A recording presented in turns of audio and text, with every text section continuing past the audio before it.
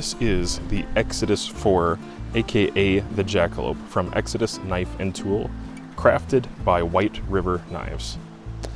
This features a kydex sheath, as well as a belt loop, the snap, which is adjustable, can be put in several different configurations. This particular model happens to have white G10 and a nice red contrast, and features S35 steel. All right, for something of a different test, I have an old pair of shorts here, and I was kind of curious, since this knife is just a little more stabby than some of the other ones I've used, and not as broad, I kind of wondered if I doubled up this material, if it would go through this. And so I folded it multiple times there, and we'll just see if it can make it through all those layers with average strength stab here. Definitely did. Let's see, yeah, that made it through pretty good. Let's see, that much hanging over. So it definitely has a stabby tip. Let's go ahead and fold it one more time. It's quite a bit of fabric. It's a lot to push through. These are actually a little bit closer to like a Cordura feeling material. And yeah, I think that made it all the way through. So that's pretty impressive. It definitely has a very stabby tip, as you can see there. Let's see how much it made it through. Yeah, that's pretty considerable as far as the toughness of this actual material. Now just to see how it does with just slicing in general. Definitely cuts through that, and the thicker portions just fine.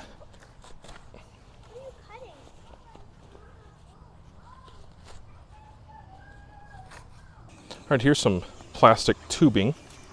To see with just a push cut how difficult. No, not too difficult. That was actually pretty easy.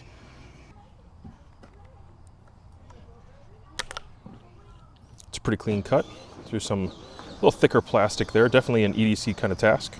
This is some outdoor type rope that is, I think it's 3/8, and it's like a waterproof, outdoor intended type or a marine environment type rope. And it's usually pretty difficult to cut or slice. So this will test the sliciness one more time. And there's a relatively clean cut. Let's try again. Yeah. Not difficult, not putting much effort into that cut at all. It's a synthetic. It is kind of like got plastic infused into it. Pretty nice cuts, actually.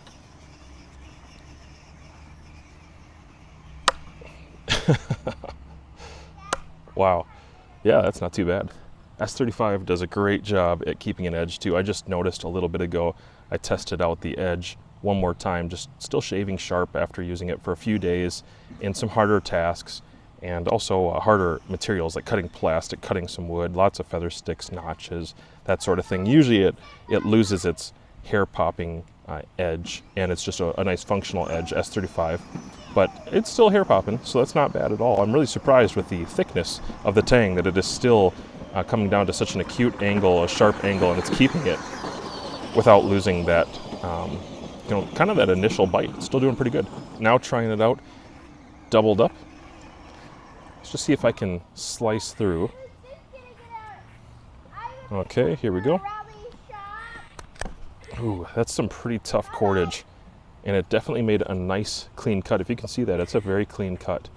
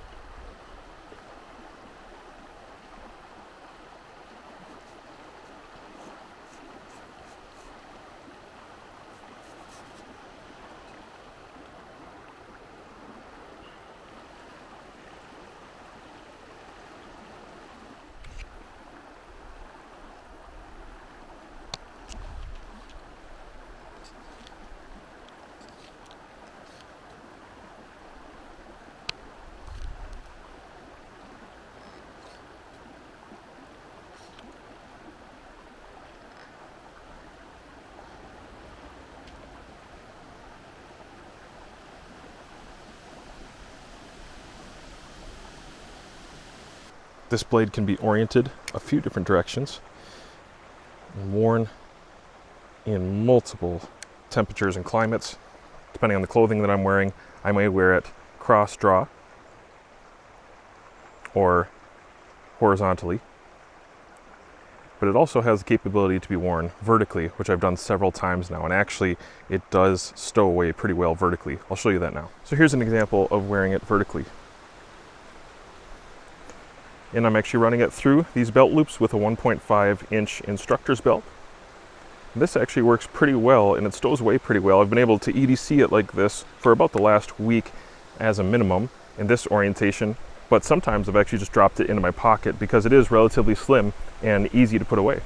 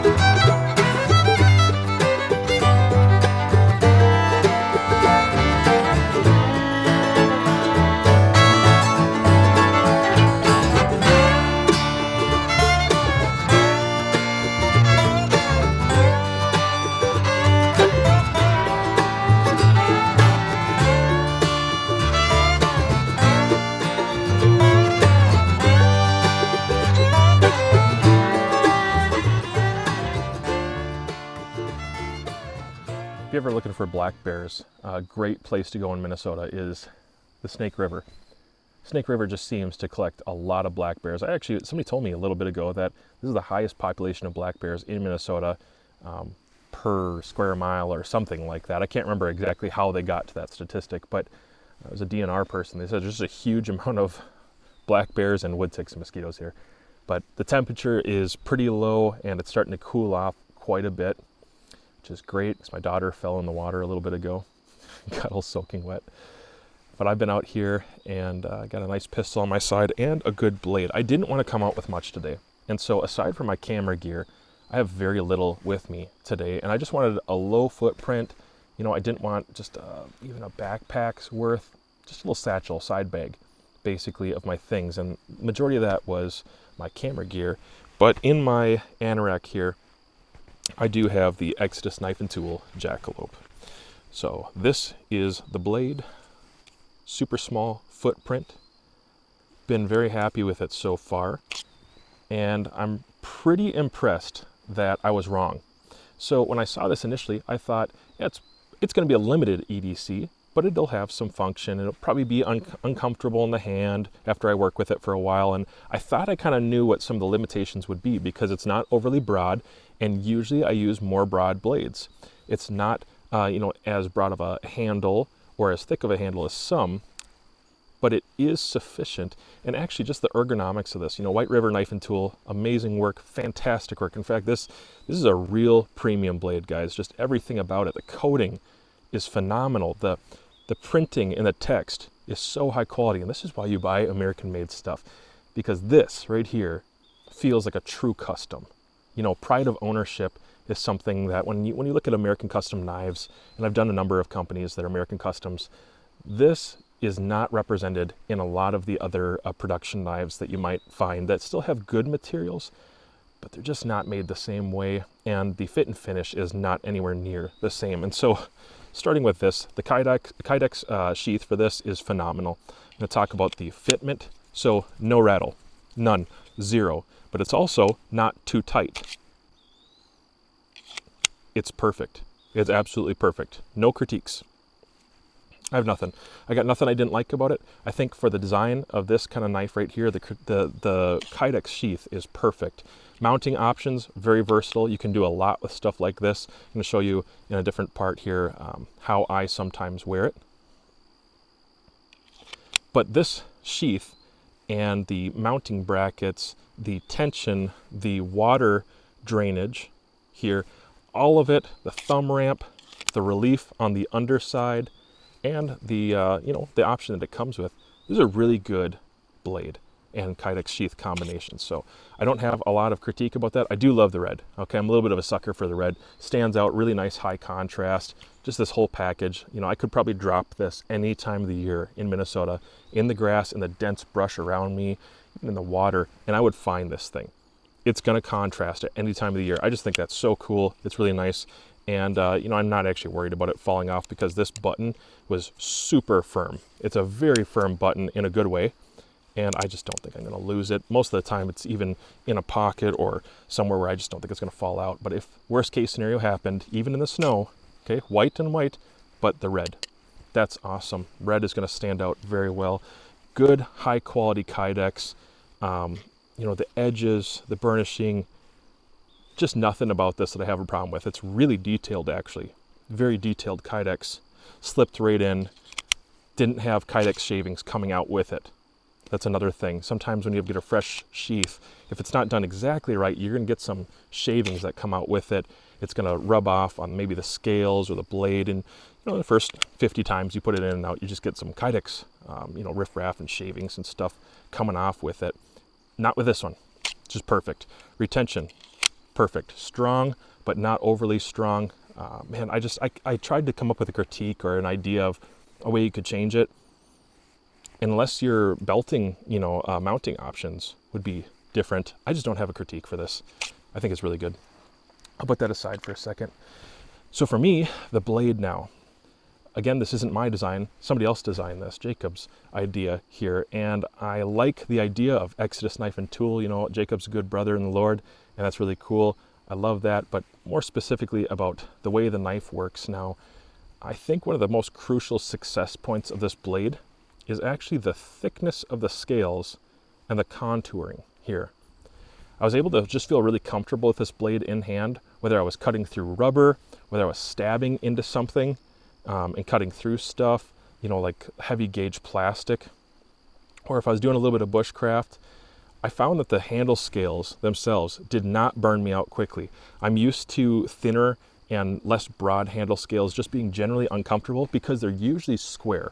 And I think that's the main issue, is they're not comfortable. It's like squared off micarta on a lot of knives, or squared off G10 even. And a lot of times the fit and finish is poor, so what your fingers are actually feeling is like an uneven edge of micarta or G10 rubbing against the steel, and sometimes, you know, there's little edges on the back. So that's other blades. That's not true of this blade. The rounded contours on this, I mean, it's 100% rounded. There's nothing here where it's just like a flat edge that is an unnatural contour for the way that your hand grabs things. And again, I wear XL size gloves. You can see it melts into my hand pretty good. And that's really nice to see. It's just round. You know, it's a barrel style or barrel feeling handle. The flare that it does have on the handle here is not so excessive that it's unnatural in other positions. So I was trying chest levers, and in chest levers, that did not dig in any particular way. It's rounded, okay? The lanyard, although I didn't throw a lanyard on for the video, it does fit a piece of paracord reasonably well. And I just don't have any critique about lanyards generally, but if they're too small, that's my number one critique. This one is great. It would work very fine. If you like lanyards, no issues there. The hardware is stainless steel, so it does have a little bit of a flare to it. You know, again, aesthetically, it's cool with the white. I think the color options here are all great, but really more down to the ergonomics of how does this fit and finish and feel work when I'm cutting on stuff. And it's just generally comfortable. That's such a surprise. So Jacob, I'm glad to be wrong. I thought I would have limited time with this when I was notching and I was working with stuff. A couple of things that probably contributed to the handle feeling so comfortable was the fact that the amount of pressure I was putting into cuts was less than I thought I would have to, because this apex, the edge that this has, is fairly acute. It's a nice angle. I can't tell exactly what it is. I tried to lay it on a stone and figure out exactly what angle that is for the V grind on the end. But as far as flat grinds go, this was a pretty comfortable edge for me to hone as far as stropping. And then just working, it cuts in pretty good on most mediums, but there's enough of a shoulder behind that V edge that I didn't feel like it was weak or brittle at all. Not at all. I felt really comfortable going against knots like pine knots and things with hardened resin in them. And you know, the blade really doesn't look that bad. I polished it off today and it actually looks almost new. It's really impressive. There's only a couple dings in the paint or the coating here. Looks pretty good. S35 strops up really good too, and it took a wicked edge. It came wicked sharp, and it was not hard for me to get it back to that. So all that to say, when it's sharp, when it's got a nice angle for most projects, even a little bit of wood cutting, just, you know, general camp tasks, and then cutting into plastic and hard mediums, the nice comfortable ergonomic handle, not overly thick stock thickness, even though it's not broad, it's not overly thick. I think all of that contributes to something that's slicey, that's really pokey, and also robust. And that's just such a hard combination to get on something with this profile. Now, I handed it to one of my friends and I said, what do you think? And right away, the first thing that people said was like, man, that's like a tactical steak knife. And I'm like, yeah, that's pretty cool. I like it. It's unique. It's different. Almost has a little bit of a boot knife feel for me. But aside from that, as soon as people start messing with it, they're cutting something, which is where the rubber meets the road. They put it in their hand and they're like, oh, that's actually surprisingly comfortable. It's not like a butter knife. It's not overly thin. If this didn't have the scales it had, I would have some difficulty with it with my size hands. Smaller people, probably not. But the fact that it has that length, a little bit of contouring right here, there's a little hip, just a very small hip. And that little nuance right there is enough of a flare that it kind of fits my pinky area pretty well. And I don't think Jacob's a small guy either, and so I imagine that this fits our hands very similarly.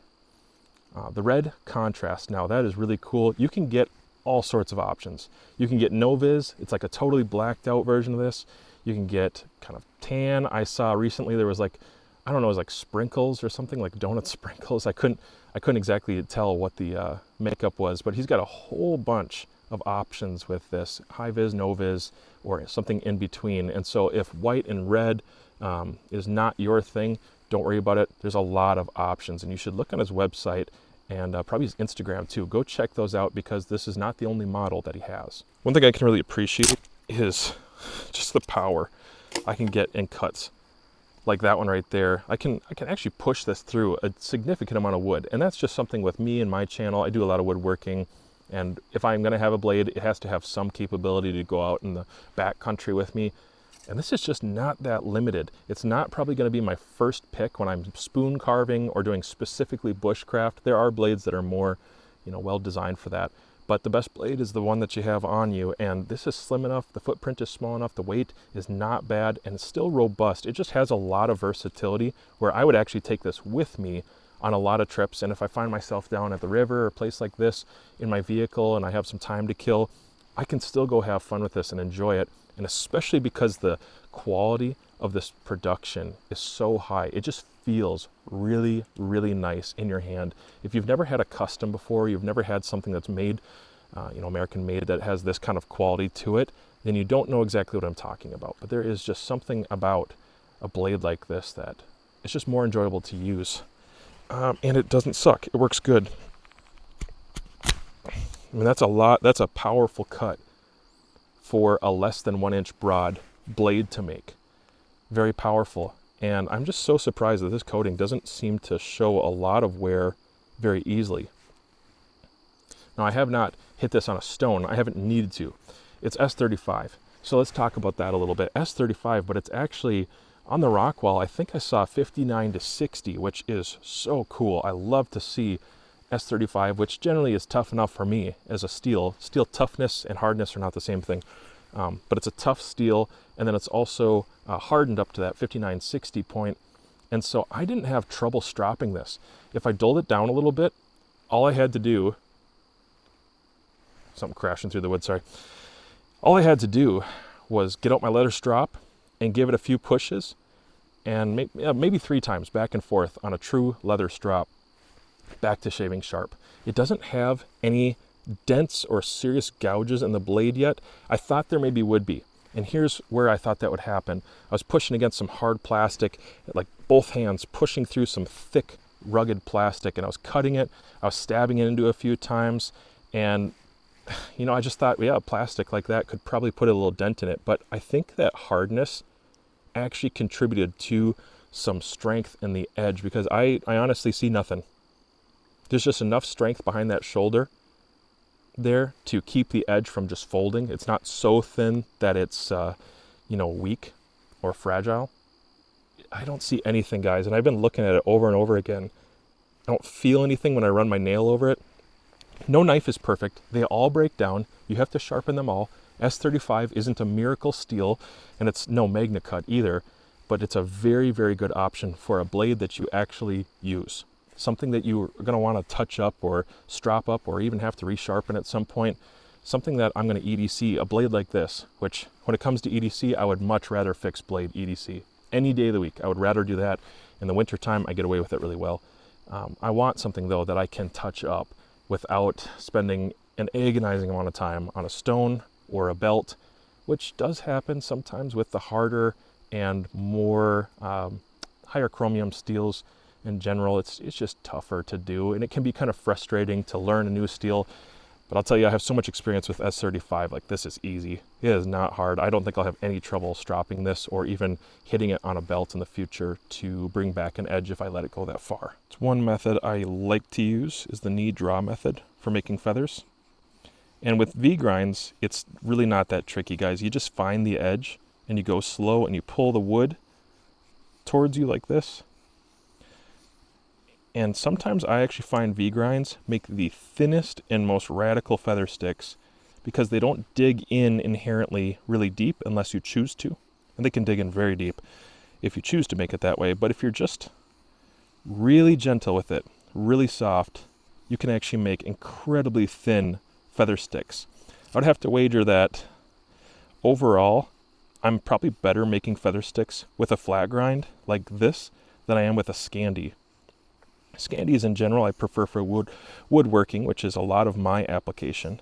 But this knife is not advertised as a, ultra woodworking kind of tool. It's in between. It does a lot of things well. But messing around with stuff like that, that'll take a fire steel any season of the year very nicely. And this is a very imperfect piece of wood. But you make 60, 70 curls like that, and you've got everything you need to start a fire. And that came from this. As far as controllability, with a blade like this. That's another thing I'm concerned about. If something's longer, I do need it to be controllable, and as I've already gone on and on about, the handle is not like a low control kind of blade. It's not hard to work with. The stock thickness is not so thin that it hurts my hands when I'm putting, pretty excessive force against it. But it's also not so long that you have this dangerous extra blade hanging out everywhere. It's really pretty, it's pretty close to the bushcraft standard, actually, right there. So that's what I like. It's safe enough. I know how to use a blade like this. Most of us do. If you're a knife guy, most of us know how to use a blade of that length without getting yourself into too much trouble. And it's pretty natural. That was a nice bite. It's pretty natural to work with something like this in finer cuts. So depending on what you're doing, if you're doing a little bit of crafting, taking small amounts of wood off, different holds in general. Let's see. I tend not to cut towards myself, but I've seen some of you do it. You maybe use this method for drawing feathers. I don't like to cut towards myself, and especially not my jugular. And then just like regular old hammer grip, or one of these. It's powerful. It's a very powerful grip. Controllable. I don't feel too limited by that right there. Didn't hurt my hands to go all the way through that. So the basic tasks easily, and maybe a little bit of extended use too. So in a blade like this, some people talk about martial use, and what I mean by that is like a maybe defensive or aggressive use with this to save your life, defend your life. Absolutely. This is a really, really stabby blade. I tried it out on a number of logs, and it's pretty robust. It actually didn't, break on me when I was prying with it and that sort of thing. But it has the reach. Like I said before, lengthwise, definitely. Ergonomics, it does have a little bit of a relief right here in application, depending how you like to hold a knife, or you think you would. I think I would hold it just like I always do. That right there, it's somewhat of a protection for your fingers as you're grabbing onto it. And there's enough of a design and a swell in here that I do feel pretty comfortable if I had to stab into something, or if you had to use it in a defensive scenario. This is a lethal blade, absolutely a lethal blade. I don't think that way about blades too often. I mostly just carry a gun. But if I had to, and the gun was restrained or contained or somehow not accessible, this would be a very, very good option. It's very simple. There's no weird hooks on it, or like a karambit ring and a weird blade. It's just stabby and pointy, and it does the trick. And gross motor skills, caveman skills, this is going to win probably over those kind of real technical blade fighting kind of blades. I'm not a big believer in those. I like more of a standard, like stick, sharp, pointy kind of thing like this. And that's quite a pig sticker if you needed it to be. Who's going to get the most out of a blade like this? People like me, first of all. People who just like knives and high quality knives. If you're somebody who has had enough of the regular production run of things and you're just looking for something that's made to a higher level, yes, this is you. You would not be disappointed in this. I'm not disappointed in this. It actually was superior to my expectations. The quality, it was up there. I knew White River makes really nice knives. I've known that for quite a while. But the quality of this one is no exception to that. And the function with the quality is just a nice, almost piece of art. I just love that. The high contrast, that was for me. Thank you, Jacob, for that high contrast. I really like that. People who are maybe looking for an EDC that's better than a folding knife. This is absolutely better than a folding knife. Again, it's a full tang, exposed tang blade with bolted on handle scales. And this contrast right here actually does have function. Again, I think that's functional. You can get low vis if you're looking for low vis, but that's something else. If you need a high vis knife and you're just worried about maybe something falling out of a pack or losing things, I know a lot of guys who have lost multiple knives. This is probably something for you. So sticking with that full tang theme, somebody who just occasionally has to use a knife kind of rough, and you don't want that 8CR quality steel, you want something a little better, this would be a really good option. I know that there's been a number of times where I had a regular, let's say a Spyderco on me, folding knife, and the lock engagement was really, I was a little sketchy on it for the tasks that I was doing. I wasn't just cutting cardboard, which this does well. I wasn't just cutting cardboard, I was actually using it to pry a little bit and work kind of hard, and I've felt some of those liner lock, blades just almost disengage. I have had them disengage when poking things before. So if you need something that's just more robust in general, I think this is a really good option because it still has that small footprint. And this is what's going to make it work for a lot of people, maybe ladies in particular too, like in a purse. You want something that's just simple, gross motor skills, pull it out, go to work, do the thing you need to do, and it's quiet in its sheath. It's got lots of retention and mounting options. So versatile blade rather. You can tell what I review a lot of my channel, optics. Versatile blade.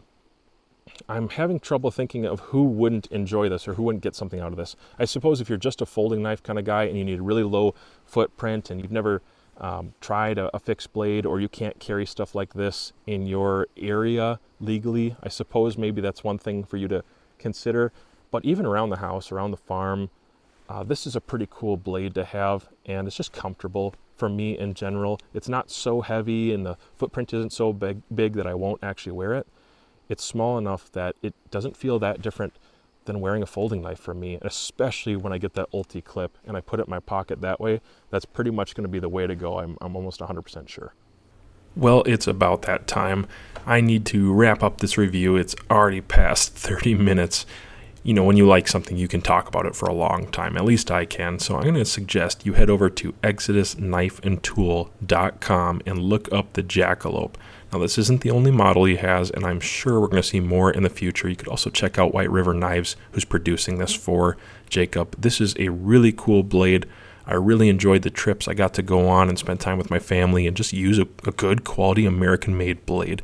It was super fun. I think you would enjoy it. It gets the thumbs up from me. Go ahead, like, share, subscribe, and check out the Prepper's Bunker Outdoors. Yeah? Oh, yeah?